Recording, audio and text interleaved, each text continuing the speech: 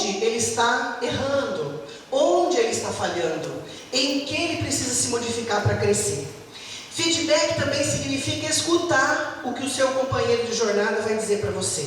Porque ele também vai dizer para você onde você precisa melhorar e os pontos fortes que você tem, que precisam ser mantidos. Então, o feedback é importante para compartilhar conhecimentos, para a gente efetivamente crescer. E, na comunicação interpessoal, entre pessoas, nós temos a pessoa que emite a mensagem e a pessoa que recebe. Eu queria que vocês prestassem atenção aqui. A pessoa que emite a mensagem, ela tem uma ideia. Eu quero passar para vocês essa mensagem que eu estou fazendo a palestra hoje. Eu sou o emissor. Vocês são os receptores da minha mensagem. Cada um de vocês vai me ouvir e vai decodificar o que eu estou dizendo, vai interpretar. Isso significa que das 80, 90, sei lá quantas pessoas tem no salão, ninguém vai me ouvir exatamente como eu estou dizendo. Cada um vai interpretar de acordo com o que consegue entender, de acordo com a sua experiência de vida, de acordo com a sua história, de acordo com a sua bagagem intelectual, moral, com as suas experiências, vai escutar o que eu tenho a dizer e vai interpretar, dar um colorido pessoal às minhas ideias. O que a doutora falou hoje lá no centro? Ela falou isso, isso, isso, isso. O outro pode dizer, não, ela falou isso, isso, isso, isso. Ela falou também isso. Então, cada um vai captar o que eu estou dizendo e vai entender e interpretar como consegue. Isso é importantíssimo a gente entender, porque quando você está falando com a sua companheira, sua namorada, esposa, né, seu marido, seu filho, seu colega de trabalho, seus pais, seus amigos, seus colegas de centro, quando a gente está conversando com uma pessoa, sempre nós estamos emitindo uma ideia, através de uma mensagem, de um e-mail, de uma carta, de uma palavra, de um gesto, de uma postura. Nós temos inúmeras formas de comunicar-nos com as pessoas, mas nós não temos garantia de que o que eu estou dizendo vai chegar na orelha do outro, ou o outro vai ler e entender exatamente o que eu quis dizer. Se a gente aprender isso, nós vamos dar um grande passo nesse processo de educação própria e do nosso companheiro. Nós vamos ter que ter a certeza de que quem recebeu entendeu exatamente o que eu quis dizer.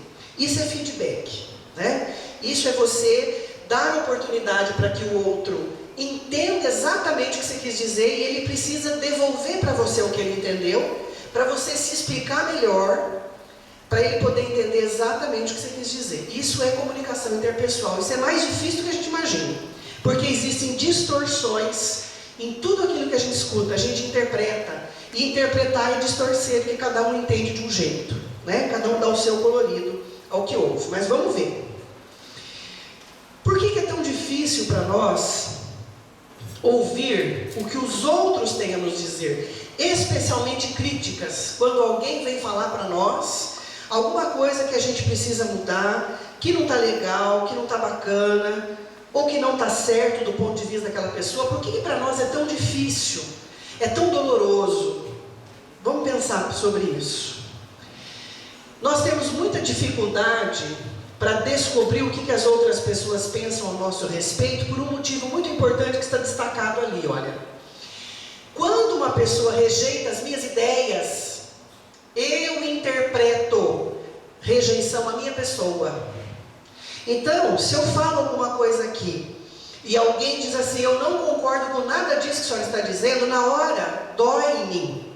Porque é como se a pessoa falasse assim, não gostei do que você disse, não aceito, não concordo, não quero você perto de mim. Nós não temos nada em comum. A sensação que nós temos é que quando a pessoa rejeita a nossa ideia, ela está rejeitando a nossa pessoa. Isso é apenas distorção da realidade. Então, o primeiro ponto que nós temos que gravar, fixar na nossa mente. Quando alguém não concorda com o que você diz, ele está apenas não concordando com as suas ideias. Ele não está rejeitando você. São as suas ideias que ainda não são aceitas, compreendidas por ele. não se sinta magoado, não se sinta magoada, não se sinta ferido, porque não é pessoal, é apenas expressão do pensamento de alguém que não bate exatamente com você. Por isso nós precisamos aprender a ouvir as críticas sem conotação emocional. Você viu o que fulano falou para mim? A gente vai comentar com os colegas, né? Você viu que fulano teve coragem de dizer para mim? Isso significa que nós levamos para o lado emocional e não racional. E aí a gente distorce, leva para o lado do sofrimento, arruma pessoas que estão ao nosso lado, que vão ficar acolhendo a gente com raiva do outro. E o outro só quis dizer, não concordo com o que você pensa. Foi só isso. Você pensa X, eu penso Y, mais nada. Mas eu gosto de você do mesmo jeito. E nós não temos essa interpretação. Seja na empresa, seja no lar, seja num grupamento religioso, nós precisamos ter os mesmos objetivos, as nossas ideias têm que ser alinhadas. Então, eu sempre falo isso, gente, conflitos de objetivo não é difícil da gente, aliás, de ideias não é difícil de resolver, mas conflito de objetivo é difícil. Vou dar um exemplo para vocês entenderem a diferença de um para o outro. Se eu quiser, por exemplo, vender essa casa, a casa do garoto, eu não quero mais que a casa da prece funcione na casa do garoto, eu quero vender. Quero vender isso aqui e construir um prédio novo. Uma outra pessoa da diretoria pode falar, não, eu quero ficar na casa do garoto, eu quero reformar, só que eu não quero que você faça palestra mais no salão, vamos fazer naquele salão lá de cima que é mais confortável. Então nós temos objetivos diferentes. Eu não quero mais ficar aqui. E a pessoa quer ficar aqui, mas quer modificar o que está aqui. São objetivos diferentes. Aí há conflitos difíceis de ser resolvidos. Mas quando as ideias são diferentes, olha, eu acho que tem que pôr janela de vidro. Não, eu não concordo, eu acho que tem que pôr janela de madeira. Eu acho que não tem que pôr janela. Nós estamos discutindo ideias. Mas o objetivo é resolver o problema de ventilação, segurança do salão. O objetivo é o mesmo, apenas cada um está dando uma sugestão diferente. A ideia é diferente, mas o objetivo, a função é a mesma. Então a gente vai alinhando. Uma família, uma empresa, um grupo religioso tem que ter objetivos comuns para poder viver bem. Se cada um corre para um lado, cada um dá tiro para um lado, não dá para ajustarem as ideias e a gente seguir juntos rumo ao objetivo comum. Qual é o objetivo, por exemplo, da casa espírita? É pregar o Evangelho de Jesus, é dar oportunidade de trabalho para as pessoas que querem trabalhar e servir o seu próximo, é conhecer a doutrina espírita, é levar as pessoas à evolução e ao progresso. Esse é o objetivo comum. Acolher as pessoas que estão sofrendo, consolar, orientar, despertar, renovar sentimentos, incentivar o estudo. O objetivo é esse. Então nós temos ideias diferentes de pôr isso em prática. Mas o objetivo é o mesmo, então nós vamos seguir juntos. Se os objetivos forem diferentes, a gente se dispersa. Numa família, para que Deus coloca a gente junto? Numa família. Existe um planejamento reencarnatório. Já que hoje é dia das mães, vamos lembrar disso. Nós temos um planejamento reencarnatório, nós não caímos de paraquedas na nossa família, nós estamos juntos por um objetivo: evolução e progresso. Reparação de erros. Corrigenda de posturas antigas inadequadas. Então nós vamos reencontrando pessoas na nossa vida para a gente reparar erros e ressarcir prejuízos, para a gente educar e ser educado por elas. Esse é o objetivo, levar o nosso espírito ao progresso. Então nós temos que aproveitar isso. E a comunicação interpessoal vai nos ajudar, porque essa comunicação interpessoal bem feita vai fazer com que a gente consiga atingir o objetivo de crescer juntos, de evoluir juntos. Muito bem. Nós vimos que é difícil ouvir críticas, porque a gente se sente rejeitado como pessoa. Se alguém rejeita as minhas ideias, eu me sinto rejeitada como ser humano. Não gosta de mim. A pessoa só não gostou do que eu disse, mas eu interpreto, ela não gosta de mim. Eu me sinto triste quando alguém me critica, porque eu levo para o lado pessoal.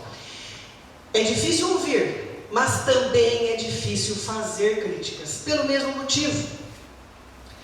Quando a gente tem que fazer uma crítica, nós temos medo. A gente até gosta de falar, de dar conselhos, porque isso dá uma sensação de que a gente é competente, que a gente é capaz de servir e ajudar. É importante, né? Mas quando a gente vai fazer uma crítica, nós temos medo da reação, temos medo de magoar a pessoa e de perder o vínculo afetivo com ela, porque isso muito frequentemente acontece.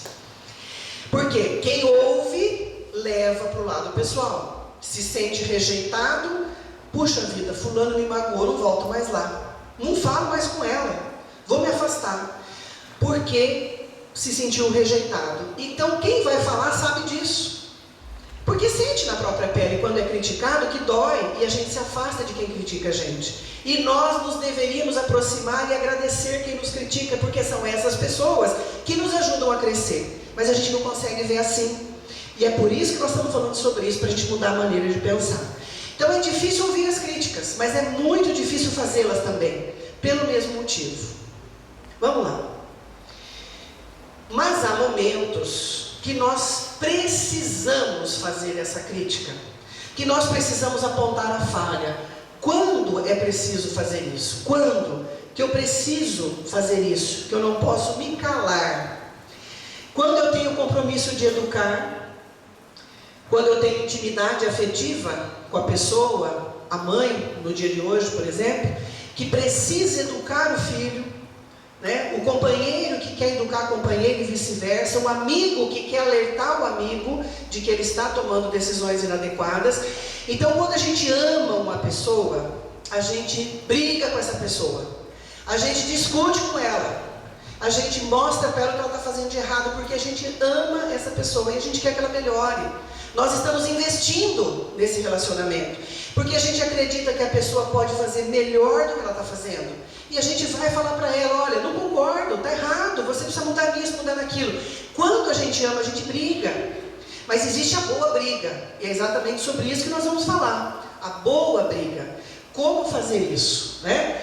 Então, se eu tenho um compromisso de educar, um compromisso de amor, ou se eu sou um superior hierárquico, profissionalmente falando, eu sou chefe, eu sou líder religioso, eu preciso educar o meu subalterno ou os meus companheiros de jornada, de trabalho, e nós identificamos desvios de conduta que vão ser prejudiciais a essa pessoa que nós amamos, ou com a qual nós temos uma responsabilidade educativa. Ou essa pessoa está agindo, prejudicando a ela ou ao grupo onde ela está inserida. Porque quem ama educa, né? E quando a gente fala de ser tolerante, nós não estamos dizendo que nós precisamos ser coniventes, em hipótese alguma, com as coisas erradas. Nós, todos, precisamos, portanto, saber o que estamos fazendo de forma inadequada, para corrigir as nossas ineficiências e para manter as coisas que nós estamos fazendo certo. Então, primeira lição importantíssima de hoje, que a gente deve guardar: precisamos ouvir críticas. Ouvir não quer dizer que nós vamos mudar após essas críticas, nós vamos levar esse material para pensar. E quem sabe, nesse processo, a crítica está nos trazendo, nos apontando um caminho de crescimento para nós. Ah, mas e se for porcaria? Joga fora, deleta, põe no lixo, mas escuta. E não fica magoado, não leva para o lado pessoal, aprende com o que você está ouvindo. Aí vem o segredo, né? Como oferecer o feedback, como apontar as falhas, como corrigir, minimizando a dor, porque sempre dói, mas minimizando, para doer menos, para ficar menos incomodado com a crítica. Primeiro, jamais falar publicamente, jamais. Uma mãe, um pai, um amigo, seja quem for, nunca chamar a atenção de um filho na frente de outros, nunca fazer comparações, fulano faz isso, é melhor que você só me dá dor de cabeça, só me dá trabalho. Nunca um colega humilhar o outro na forma pública, nunca um chefe humilhar um subalterno de forma pública, ou seja, sempre falar em particular, sendo acolhedor e evitar julgamentos morais. Você não presta, você não vale nada, você só faz coisa errada, você é burro, ignorante, vagabundo, preguiçoso. Essas críticas a pessoa fere e devem ser evitadas. Dar ênfase aos pontos positivos é uma coisa que a gente tem que aprender a fazer. A gente, quando vai falar com alguém, quase sempre a gente está acumulado de mágoa, de ressentimento e até de raiva. E a gente vai direto no ponto negativo e diz o que está ruim. Nós temos que começar pelas beiradas, né? Comendo pelas beiradas, como os mineirinhos falam. Elogia o que a pessoa tem de bom, porque todo mundo tem alguma coisa boa. Todo mundo tem. Então, mostra os pontos positivos e aponta diretamente os pontos a desenvolver como oportunidade de aperfeiçoamento. Não é uma simples crítica. É dizer exatamente o que precisa ser modificado. Não adianta chegar, por exemplo, e falar assim: olha, você é estúpido, para o marido que é bruto. Não adianta falar isso, é muito estúpido, grosso. Isso é crítica pessoal. É preciso controlar a sua impulsividade. Você é uma pessoa boa, um bom pai, um bom companheiro, provedor, cuida da gente, protege, ampara, não deixa faltar nada. Fala tudo que tem de bom. Mas é preciso controlar a impulsividade. Então a gente vai direto ao que precisa mudar no comportamento. Não é xingar a pessoa, né? Evitar essas palavras. Você é burro, você é ignorante, você é atrasado, você é bruto, né? Nós temos que evitar. Ou estou falando masculino, feminino, tanto faz. Sempre dar ênfase ao que é positivo e apontar diretamente o que precisa ser modificado. Importantíssimo, ouvir os argumentos de defesa. Quando a gente fala, aponta as falhas, o outro quer se defender e nós temos que ouvir. Nós precisamos ouvir, para que ele possa, nos argumentos de defesa, tirar todas as dúvidas e a gente vê se ele entendeu exatamente o que a gente quis dizer. Quando a pessoa começa a se defender, geralmente a gente começa a perceber: nossa, ele não entendeu o que eu quis dizer para ele, né? Então a gente tem que ouvir a defesa da pessoa, o que ela está querendo dizer. Não, olha, você está falando isso, mas eu faço isso, eu faço aquilo, aquele outro, né? Vou dar um exemplo para vocês verem como que essas coisas acontecem na prática. Uma mulher está fazendo dieta, coisa rara, né? Ainda mais diante desse pudim, todo mundo desistiu hoje. 5 pudins para as mães, 5 pudins para as mães presentes. Então a mulher está fazendo dieta. Aí ela fala assim para o marido: não traz nada que engorda, não traz nada, não compra isso, não compra aquilo, que eu estou de regime. O marido está acostumado a comprar coisas para casa, ele é o provedor da família, né? Quando a mulher, o marido entra, por exemplo, com uma caixa de bombom, um bolo, uma coisa que ele nem lembrou que a mulher está de regime, tem os filhos, ele quer trazer para agradar alguém, fez as compras e trouxe. Se a mulher já briga com ele logo ali: eu já falei para você, você é surdo? Eu não falei para você que eu estou de regime? Por que você comprou esse bombom? Vou jogar no lixo. Já falei que não é para comprar. Então, a mulher está agressiva porque eu já falei que não era para trazer o bombom porque eu estou de regime. Agora que você trouxe o bombom, eu e esse bombom nessa casa não dá para ficar. Eu vou comer ele agora, né? E vou jogar a caixinha no lixo. Porque a mulher podia pegar o bombom e falar: ai, que bom, bem, obrigada, amor. Estou de regime, vou guardar. Final de semana eu vou pegar um bombom. Mas, normalmente, toda gordinha, eu conheço muitas mulheres gordinhas, elas não conseguem ficar dentro de uma mesma casa com uma caixa de bombom. Não cabe. Não cabe um pudim desse na geladeira, incomoda. Toda vez que você abre, está aquela porcaria daquele pudim lá na geladeira. Você fala: eu preciso dar um fim a esse pudim, né? Incomoda demais. É impressionante como chama a atenção da gente. Você abre a geladeira, está lá o pudim. Você abre a geladeira, está lá o pudim. É coisa horrível, né? Então a mulher vai brigar com o marido. E o marido vai se sentir desconsiderado. Porque ele é o provedor, ele que traz as coisas, ele que compra, ele se sente feliz provendo as necessidades da família. E a alimentação é uma dessas necessidades. Então, são coisas tão bobas que levam a gente a magoar as pessoas que nós amamos. Porque a pessoa diz assim: por que você trouxe esse bombom? Eu falei que eu estou de regime, não falei para você, parece que você faz de birra, você não quer que eu emagreça, né? E vem a briga. Isso é o que a mulher falou. Olha o que ela está pensando. Ela está pensando assim: puxa vida, eu não vou dar conta desse bombom. A hora que eu ver esse bombom, eu vou comer e vou quebrar meu regime. A raiva dela é contra ela mesma, mas ela joga no marido.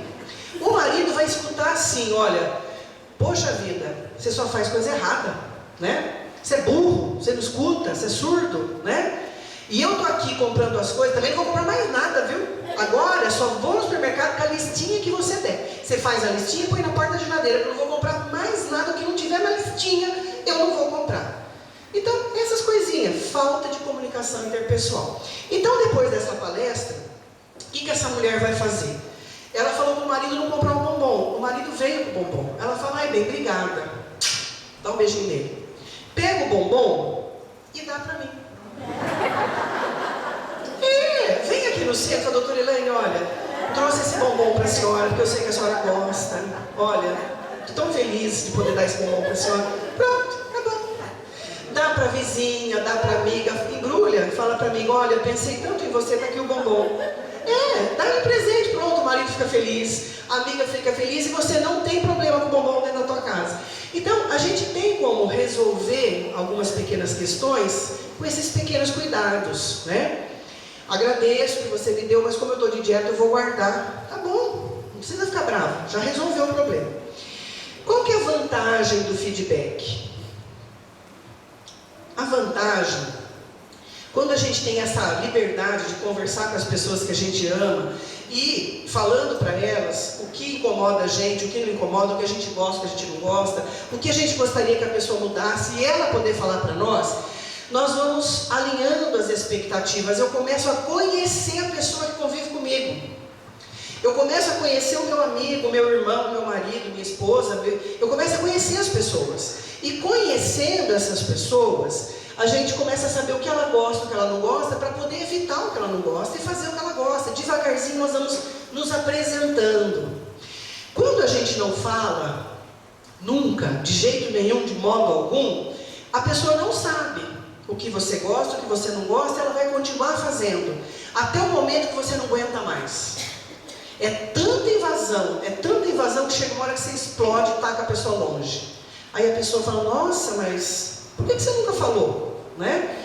E a gente não fala mesmo, porque a gente tem medo de magoar. Então, dar um feedback, alinha as expectativas, ajuda no crescimento pessoal, aumenta a confiança e a motivação de viver juntos, de fazer as coisas juntos. Desenvolve a capacidade de ouvir e aumenta a parceria do casal, do amigo, do pai com o filho, dos irmãos, etc. Quais são os erros mais comuns da pessoa que vai dar o feedback, que vai fazer a crítica? Quais são os erros mais comuns? Não fazer o feedback, quer dizer, não mostrar para a pessoa o que ela está fazendo que está te incomodando e já faz tempo, ou só fazer de forma negativa, ou seja, só aborda os pontos negativos, especialmente na frente de outras pessoas. Então, falar, elogiar antes de apresentar o que a pessoa precisa modificar é fundamental.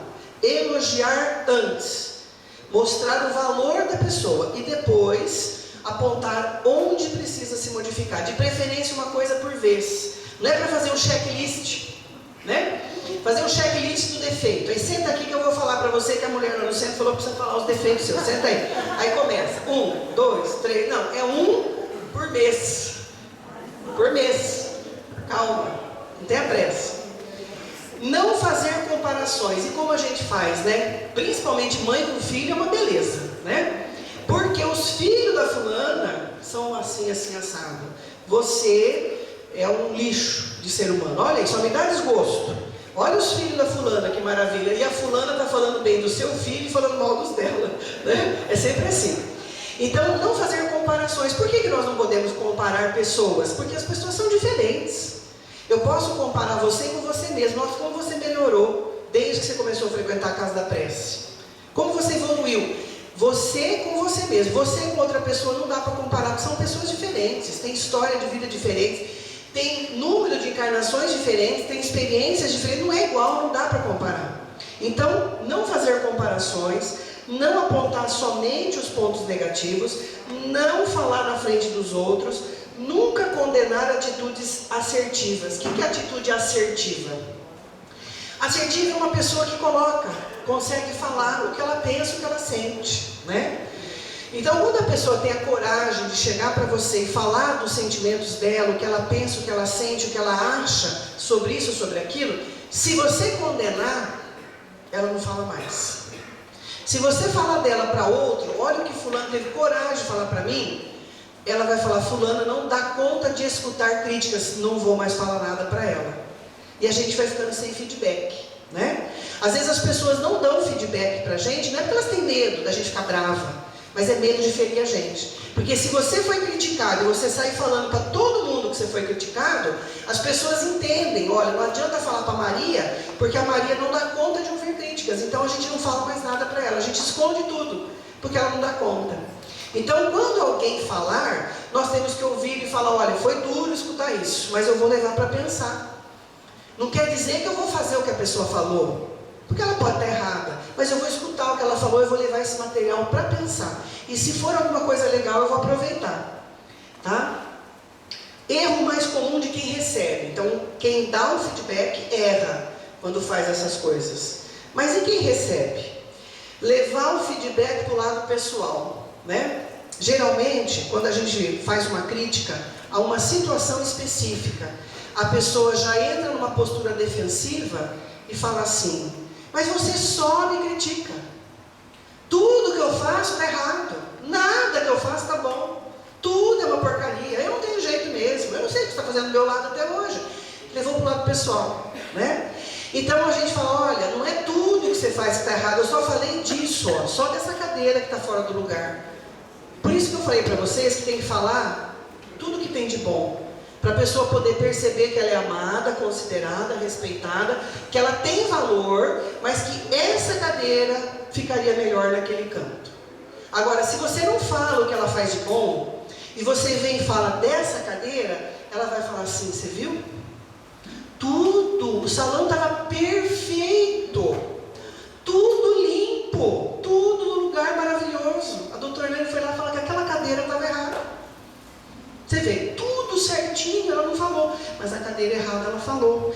Então, é uma falha de quem dá o feedback, não apontar as coisas boas. Então, elogiou o salão inteiro, está tudo perfeito, limpo, maravilhoso, olha, está um brinco. O que você acha da gente pôr essa cadeira ali? Eu tenho a impressão que ela vai ficar melhor lá, vamos pôr para ver? Olha, ficou mais bonito naquele canto. Pronto.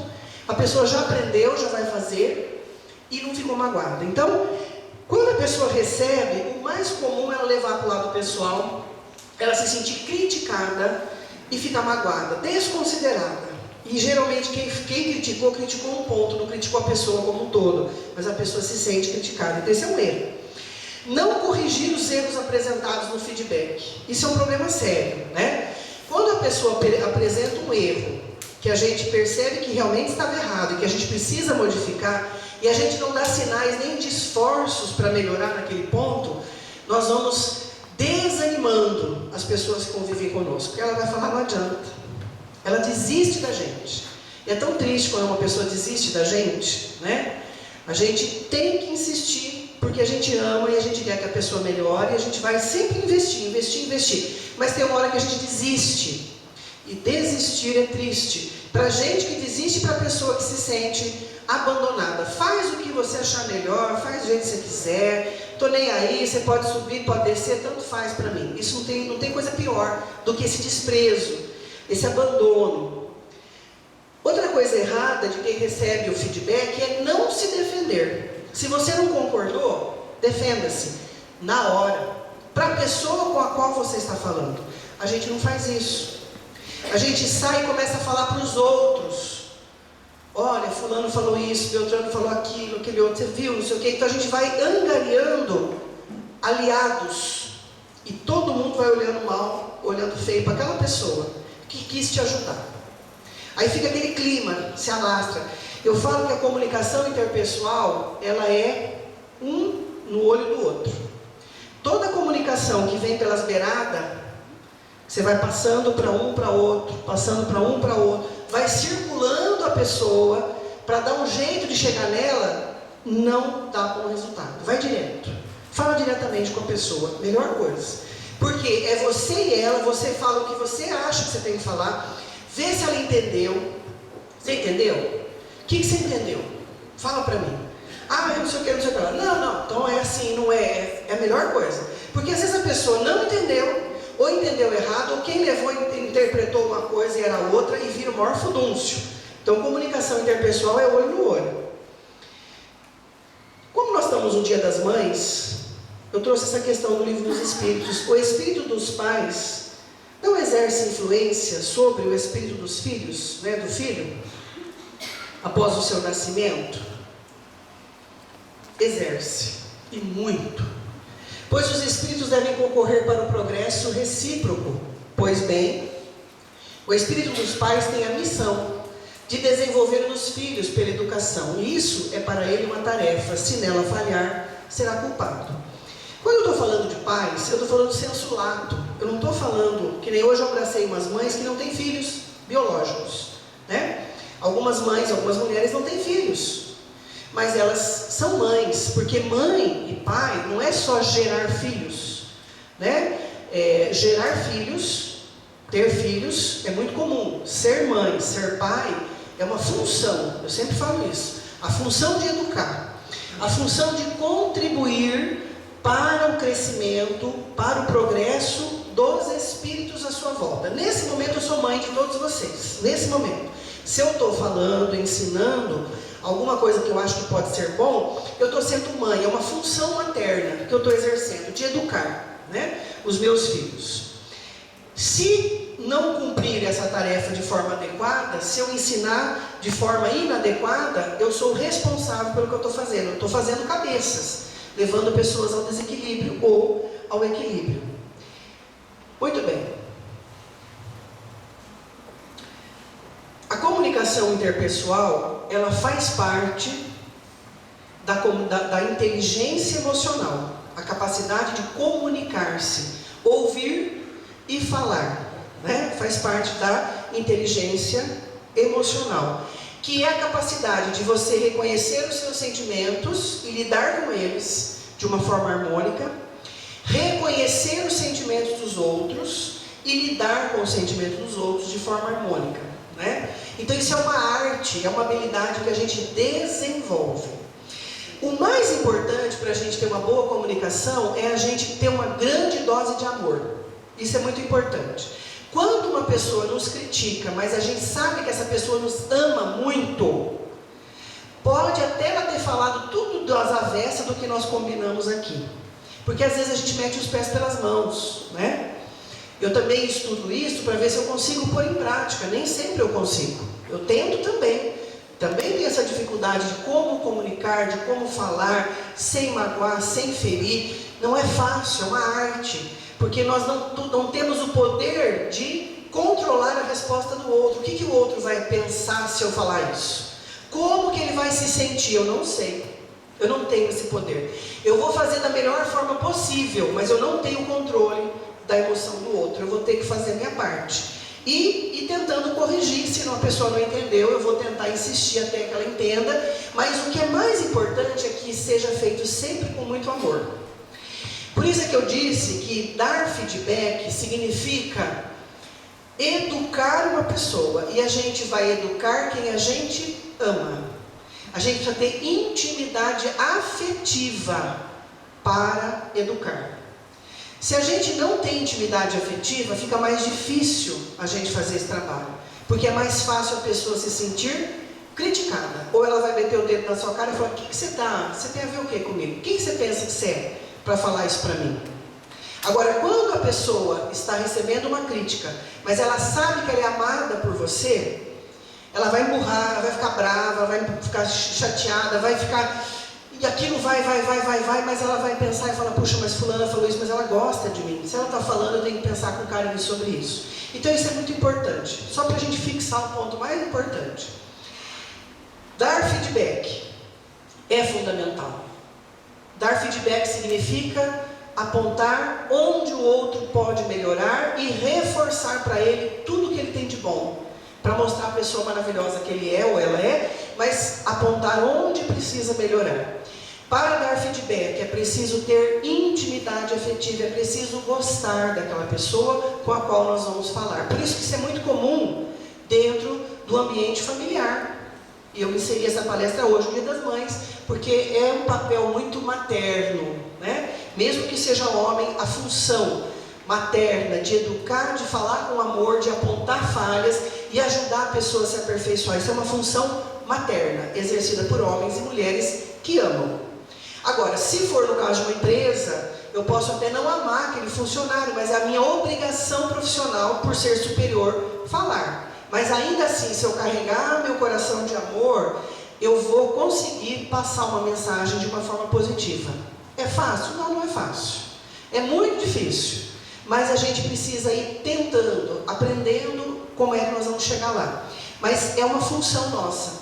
Por isso é que a gente percebe, tanto nessa questão, como na questão 767, 68, 66 do Livro dos Espíritos, a função de vivermos em sociedade, de vivermos em família, é para um concorrer com o progresso do outro, um ajudar o outro a crescer. Mas é muito importante a gente adoçar o nosso coração para a gente poder falar. Se você estiver com raiva, se você estiver inundado de sentimentos negativos, não fale. Não fale, porque não vai funcionar. A pessoa vai se sentir criticada, a pessoa vai se revoltar, a pessoa vai ficar magoada e não vai funcionar, porque ela vai fechar o ouvido ao que você está dizendo. E ponto. E pior, vai falar mal de você com um monte de gente, né? Então, se você estiver inundado de sentimentos negativos, não fale. Por favor, agora não é hora. Não vou conversar com você agora. Se for possível, se tiver dúvida, escreve.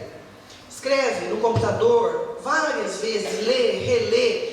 Pede para alguém ler para você, alguém que seja íntimo. Olha, eu preciso falar isso para fulano, o que você acha? Ah, não fala isso não, que vai dar cupim. Porque o outro está analisando racionalmente o que você vai dizer. A pessoa que vai receber a crítica vai analisar emocionalmente. Então, é sempre bom trocar ideias com alguém que você tenha intimidade, que goste de você e até goste da outra pessoa também, para ajudar você como falar, né? Aí você vai treinando, vai falando na frente do espelho, de preferência com a porta fechada para ninguém pensar que você é louco. Depois, você fala para a pessoa.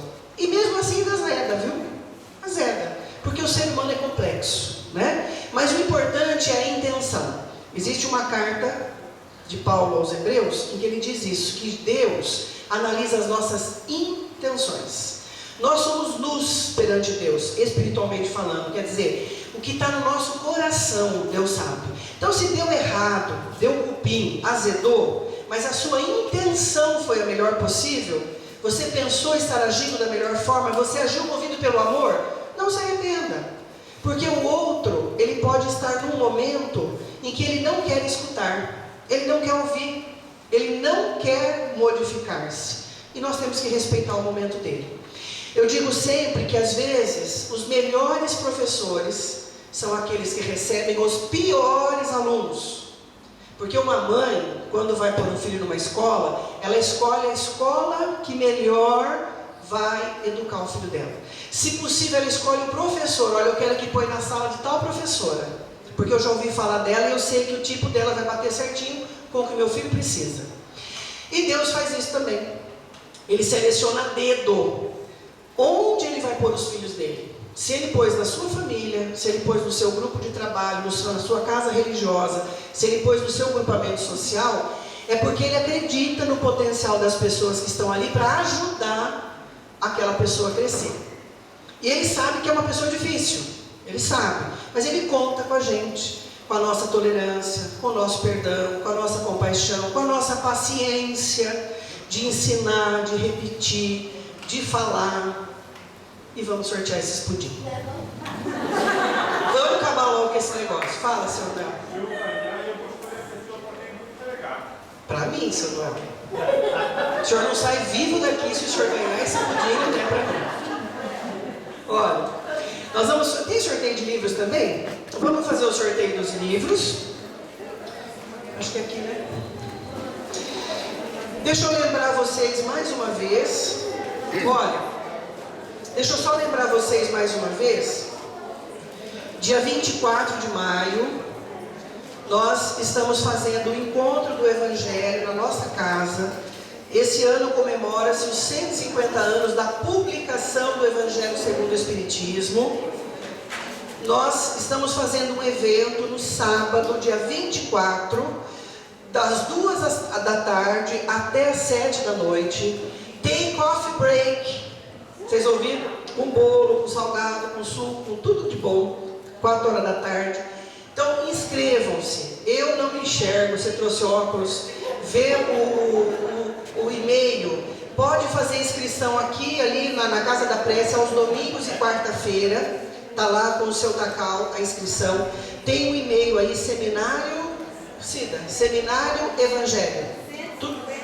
Sem D, né? Seminário Evangelho. Então, seminarioevangelho@hotmail.com. Gmail. seminarioevangelho@gmail.com. Dá para se inscrever por esse e-mail e dá para se inscrever pessoalmente. Nós precisamos saber quantas pessoas vêm para fazer o café e organizar o evento. É gratuito o evento, tá? Sábado, dia 24. Vem o doutor Isaías fazer a palestra para nós e vem o Moacir Camargo, que faz uma palestra musical, tá? A minha foto tá aqui, porque se eles não colocassem, eu não deixava fazer o evento. Mas eu não vou fazer nenhuma participação, a não ser na hora das perguntas e respostas, eu vou estar aqui junto com o Isaías. Mas assim, as palestras são do Isaías e do Moacir. E vale a pena se a gente tiver a oportunidade de vir, tá? Nós vamos fazer então agora o sorteio. Nós estamos com 120